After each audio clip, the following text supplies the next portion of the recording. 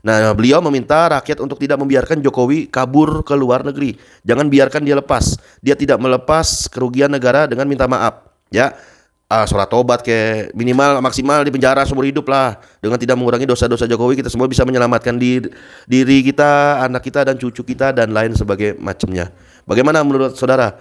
Kalau Jokowi lolos ke luar negeri, ya kan? Kalau apa yang saudara lakukan? Apakah tetap Makin banyak anak umat Islam yang subscribe media-media Islam daripada kita subscribe media-media maksiat.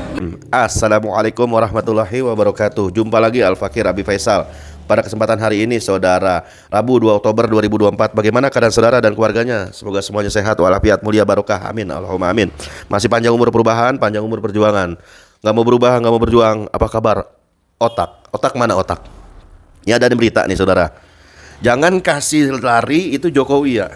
Jangan lari kasih Jokowi. Jangan, kalau lepas jangan dikasih lepas. Nah, Kapten Purnawirawan Ruslan Buton, nah buka suara. Kemarin kan ada mantan Danjen Kopassus Sunarko, ya kan Pak Sunarko. Sekarang ada Kapten Purnawirawan Ruslan Buton. Jokowi pengkhianat bangsa menurut beliau dan kemungkinan akan kabur ke luar negeri. Ya. Dari suaranasional.com saudara, ngeri.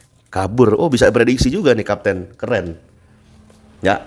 Bukan menuding, prediksi, analisa ya, bukan nuding. Emangnya tuding ngaji, ya kan? Tuding ngaji ya kan dituding-tuding nih. Ini ini ya kan, ini tuding gitu kan. Ini kan bukan tuding, ini analisa. Nah, Presiden Jokowi yang sekarang presiden atau nanti bisa disebut Jokowi aja lah, nanti ketika jadi mantan. Menurut Ruslan Buton merupakan pengkhianat bangsa dengan berbagai kebijakan yang menguntungkan asing dan merugikan rakyat sendiri. Jokowi orang Indonesia yang tidak bisa tidur dan makan enak kayaknya. Mungkin dalam waktu dekat sebelum tanggal 20 Oktober 2024 Jokowi diprediksi akan menghilang dan melarikan diri ke luar negeri, kata Kapten Purnawirawan Ruslan Buton dalam pertemuan tokoh nasional Selasa 1 Oktober.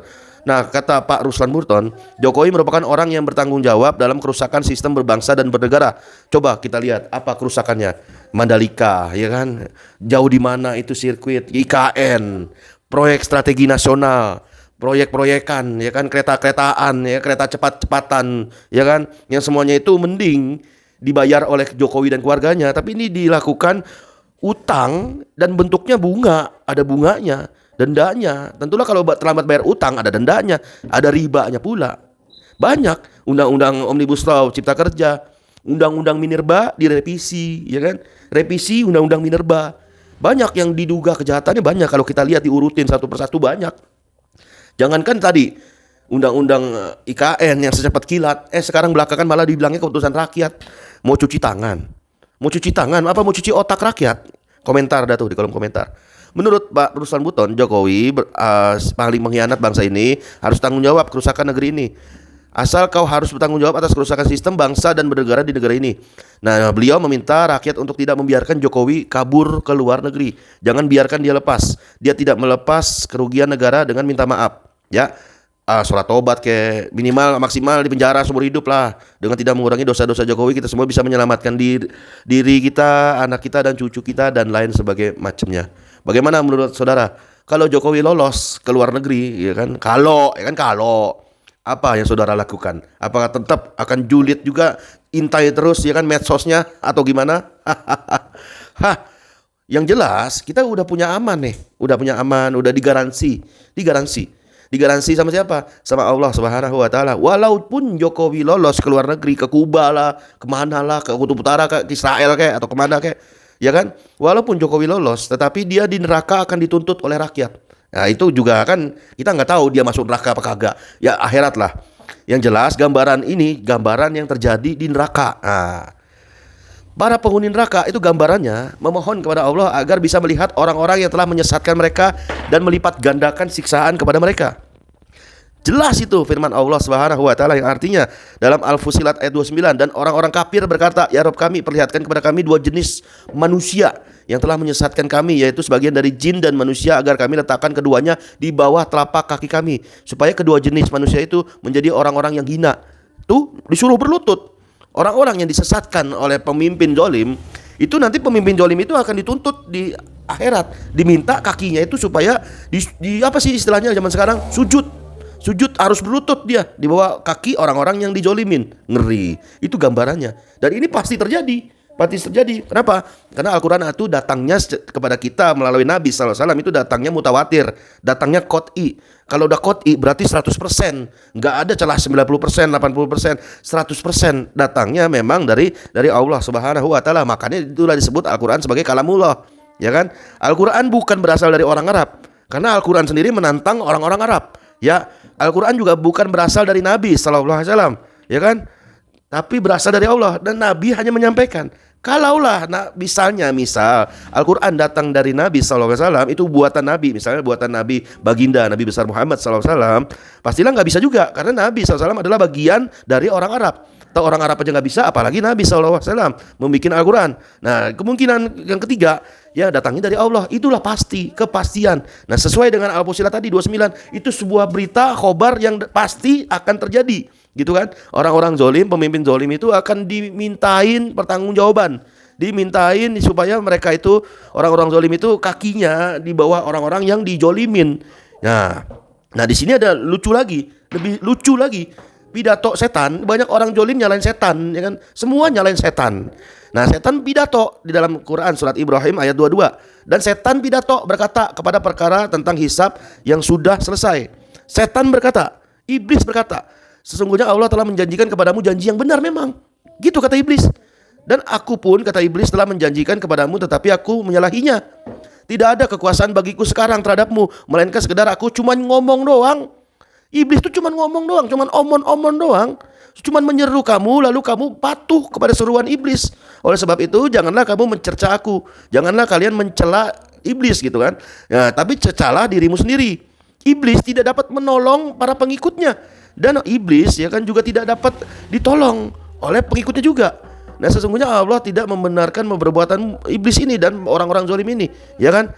Aku tidak membenarkan perbuatanmu mempersekutukan aku dengan Allah sejak dulu. Sesungguhnya orang zalim akan mendapat siksaan yang pedih. Di Quran surat Ibrahim ayat 22. Dari tadi jolim memang jolim. Wa man lam yakum bima anzalallah fa ulaika humul zalimun. Barang siapa yang tidak berhukum kepada hukum yang diturunkan Allah, itu orang zalim, orang jolim. Nah, sekarang dilantik pakai Al-Quran, tapi yang dipakai bukan hukum Allah. Itu jolim. Sebaik apapun dia, sekaya apapun dia wakil rakyat, kalau dia tidak berhukum kepada aturan Allah, tidak bikin aturan Allah itu sebagai undang-undang, maka dia adalah orang-orang jolim. Ya kan, sesoleh apapun dia, ibadahnya getol kayak gimana pun, tetap dia orang jolim. Karena tidak berhukum kepada aturan Allah dan tidak mensahkan aturan yang dibawa oleh Allah Subhanahu wa taala yang diturunkan petunjuk bagi umat Islam. Islam rahmatan lil alamin. Nah, khusus soal Quran Ibrahim tadi, Quran surat Ibrahim tadi ayat 22. Menurut tafsir Ibnu Katsir maupun tafsir At-Tabari, saudara, khutbah iblis ini, khutbah setan ini merupakan pidato yang sangat menyentuh hati. Iblis cuci tangan, bahkan sangat menyayat hati. Semua manusia dari kelompok penghuni neraka yang mendengarnya heboh dan menangis. Ya kan? Iblis cuci tangan. Nah, jangan sampai nih, kalau ini konteksnya judulnya Jokowi ya kan akan diduga lari ke luar negeri yang diprediksi oleh Bang Ruslan Buton, ya. Jangan sampai dia ini cuci tangan begitu aja lepas tanggung jawab. Ya karena apa? Karena biasanya orang-orang jolim itu tidak dapat ditolong oleh orang-orang jolim lainnya ketika mereka orang jolim ini tidak berkuasa lagi, kan gitu. Termasuk setan. Setan pun tidak dapat menolong orang jolim tadi. Di Quran surat Ibrahim tadi, setan nggak bisa nolong orang jolim. Sekarang orang jolim siapa? Ngarepin siapa? Pertolongan siapa? Pertolongan Allah. Layak nggak pertanyaannya? Orang-orang zolim ini mendapat pertolongan Allah, layak nggak? Kalau dia sendiri aja zolim. Nah, setan itu nggak bisa nolong siapapun di akhirat nanti, nggak bisa.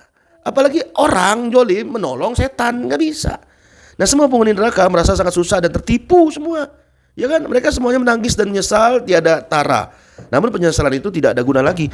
Penyesalannya masih mending sekarang di dunia. Rakyat pada menyesal 1 periode, 2 periode, tapi nanti di akhirat penyesalannya lebih-lebih, bukan 1 tahun 2 tahun, bukan 2 periode 3 periode, tapi puluhan tahun bukan, ratusan tahun bukan, ribuan tahun bukan, selama-lamanya. Penyesalan selama-lamanya dan penyesalan yang tiada ujungnya. Nah, sebelum itu terjadi ya kan, semoga kita semua tetap istiqomah di barisan habaib dan ulama lurus yang tetap konsisten. Hak itu hak, batil itu batil. Janganlah karena iming-iming jabatan. Ini kamu semua prajurit. Kita ini atasan. Prajurit ikut atasan. Itu gaya-gaya apa kayak gitu? Pret, kan suka ngomong kayak gitu kan Mardhani Alisera. Mardhani Alisera di podcastnya itu kan dia ngomong itu. Kita ini tahu yang terbaik pimpinan. Nah tugas kita hanya taat kepada pimpinan. Ya, Pret, khusus soal tadi ya kan. Jangan sampai kita taat membabi buta, taat taklid buta.